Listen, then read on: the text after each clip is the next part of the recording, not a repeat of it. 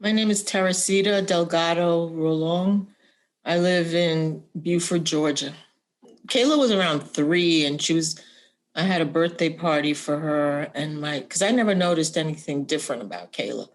But then my sister said, Terry, she's watching TV. She's not interacting with anybody. And that was when the light bulb went up. And I took her to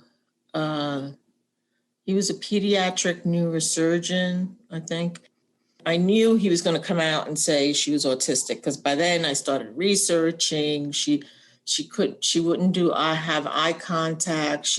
Her words were all mumbled together. She liked to play by herself. But he said that she had pervasive developmental disorder, not autism. So that carried through until she went to a special school, and I had also somebody come in and try to help with her talking. She had a delay with speaking. I think she started talking at around 4, and now she talks a lot. In New York, she had what they called a shadow. So there was always like a certain woman that would follow her and help her pack up her bag. That's all she needed help with. She was always in regular class. So obviously when we left New York, then the shock of we lived in Florida. It was horrendous. The teacher was bullying Kayla. The reason I know this is because I went to school one day to check her out. And the teacher had her isolated in a little table by herself. And I was like, why is that? And so the teacher said that every time Kayla was in a mix, that there was always problems. Meanwhile, if she was smart enough, she would understand that it's maybe the kid's reaction to Kayla, not Kayla causing a problem. So I went to the principal's office to tell her, and the principal said, well, we don't feel it's fair that you just walked into the class. You came to visit us. She said, how would you like if somebody came uninvited? I'm like, wait a minute. This is a public school. That's my child. That analogy doesn't work. So I ended up suing the Board of Education, and the teacher got fired, which I was very happy about. It was 3rd grade, and Kayla still talks about and still relives how this teacher yelled at her. So then in Florida, she got diagnosed with Asperger's. Now we don't use Asperger's anymore. So Kayla just says she's autistic. So it's been a long process with a lot of paperwork. I was in her IEP meetings. Then when she got to high school, they were allowing her to come into the meetings. But it was always me against the teachers. The teachers they didn't understand what autism was. I had to print out, staple, and give to teachers. I was educating them. I said she needs occupational therapy because she would hold her pencil really weird, and therefore she couldn't write a lot because it hurt the way she was holding her pencil. I had to buy her, I don't know what they called, but things that you put on your pencil to able to grip them. But they would see her handwriting and go, oh, she's fine.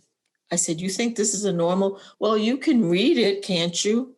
I'm like, it's all running together. The words, there's no space between the words, but I guess it's all about money or ignorance. I don't know, because they were ignorant and they were also didn't want to dish out the additional help. And to this day, I feel that you have to fight for everything, for services.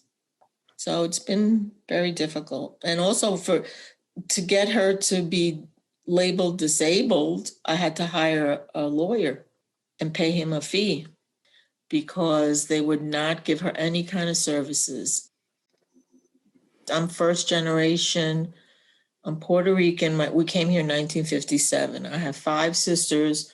My parents were always, you got to go to school. You got to get an education. All my sisters, we all graduated college, and that's big because my parents didn't even know English. So my other 2 daughters went to college, graduated. So I figured Kayla could do it because she's very smart. She's very smart. Um, but so she went to 1 year. I said, just try a class because she had such a difficult time in high school. She worked her way she wanted to graduate with her class. So she did it. She graduated. And then I said, try one class at college. So we went to this terrible college. I go in with her. I said, she's going to take one class.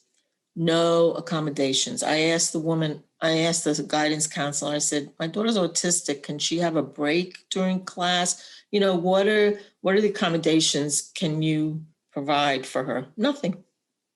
She doesn't get a mentor. She doesn't get time out. She doesn't get excused absences because of whatever. She had a meltdown. Nothing. So Kayla, I would drop her off. I would pick her up.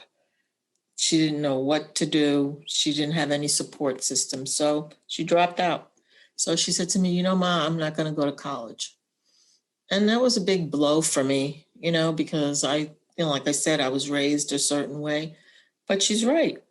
She can have a career without having a degree. And Kayla's career is her advocacy. It's a hard career because, I don't know how much money she can make, but it's gratifying for her to be an advocate for autism. So I learned that you can do it. You don't have to have a degree from a college. But like I said, nobody in high school ever prepared her.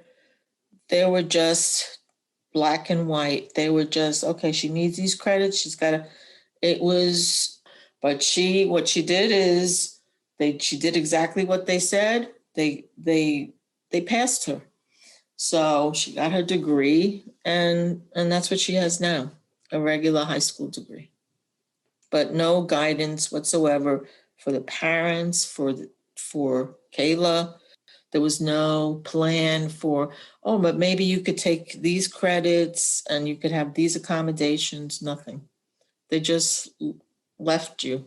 And thank God I speak English. Thank God I'm educated. Thank God I'm aggressive. I wonder for these children that don't have parents like me, what happens to them. So Kayla's my youngest, and I had her at 43. So I'm an older parent of a 24-year-old. So it's hard because I have now my own physical things going on, but I always have to be on point with Kayla. Like I work at Target, like part-time, and I love it. I'm retired, but I wanted to be social or just do something and also extra money. So to go to work is like a big deal because I have to make sure she's eaten. I have to make sure she's emotionally okay. You worry about everything. And also I'm 68. So I'm thinking, and she thinks about it too, what's going to happen as I get older. Can't do, all the things for her. She's worried about that she'll have to take care of me and how's she going to do it. So it's a lifelong thing. It hurts how people talk to her. It really hurts, but I think you have to let go a little bit, even though it hurts you to see how people respond to her. I have a sister who's a social worker.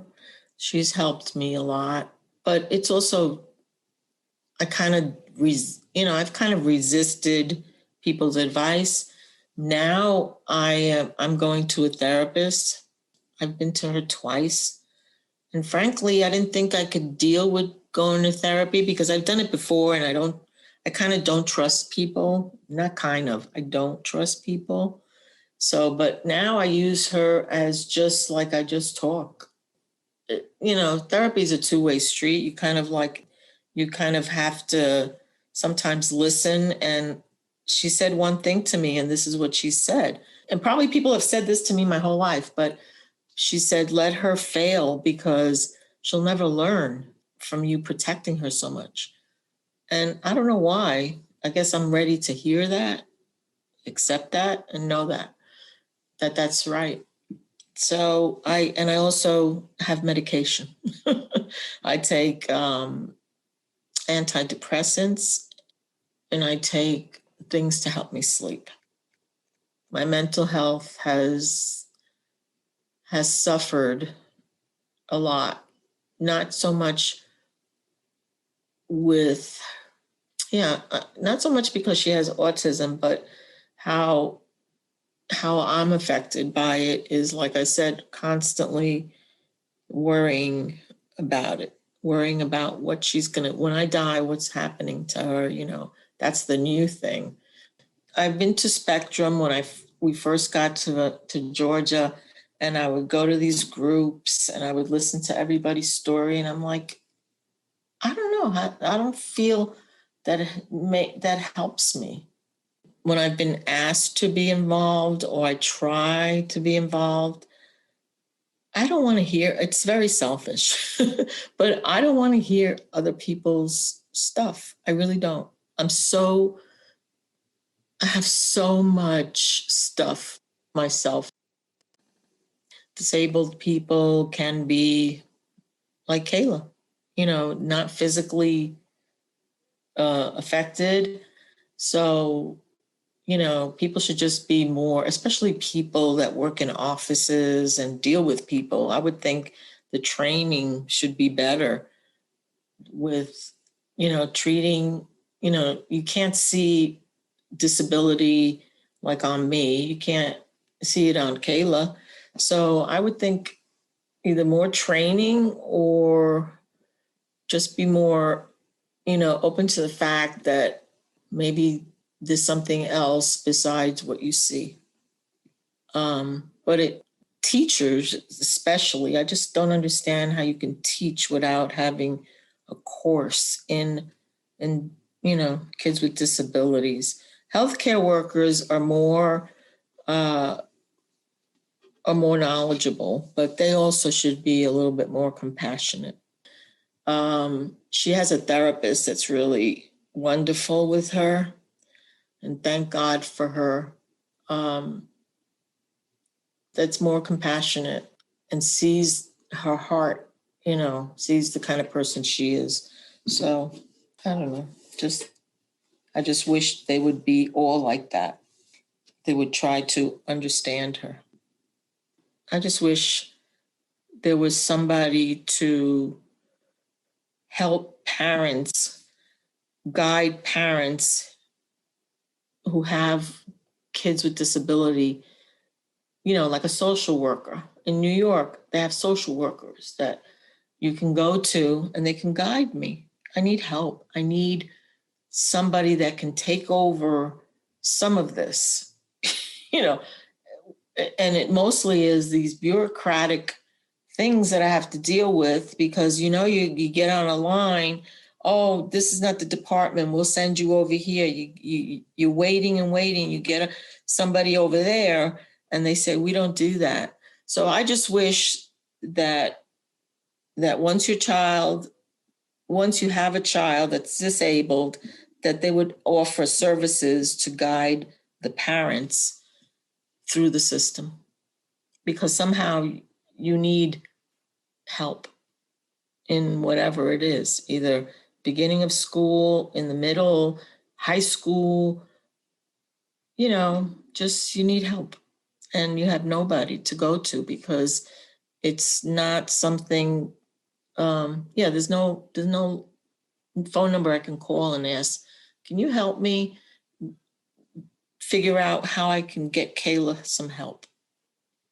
There's nobody. It's weird. You know who's found people? She has found people to help herself. She's reached out or people hear about her, and all of a sudden she gets all these connections. She's now in a program that I don't know how she got in it because I don't know. I think she must have filled out an application and they're waiving the fee because Medicaid won't pay for it. Medicare won't pay for it. So, they look at mental health as a luxury. But a lot of people with disabilities, especially now with COVID, She's been suffering so much. And that's why she needs me more, to be home, to talk to. But the bigger picture, she, in terms of medical, like I said, she has no connections there. She has no way of knowing anything about Medicaid, Medicare. So I kind of take that over for her and try to maneuver the system within the system. My advice would be just to tap yourself out to different places, go online and see all the places that could help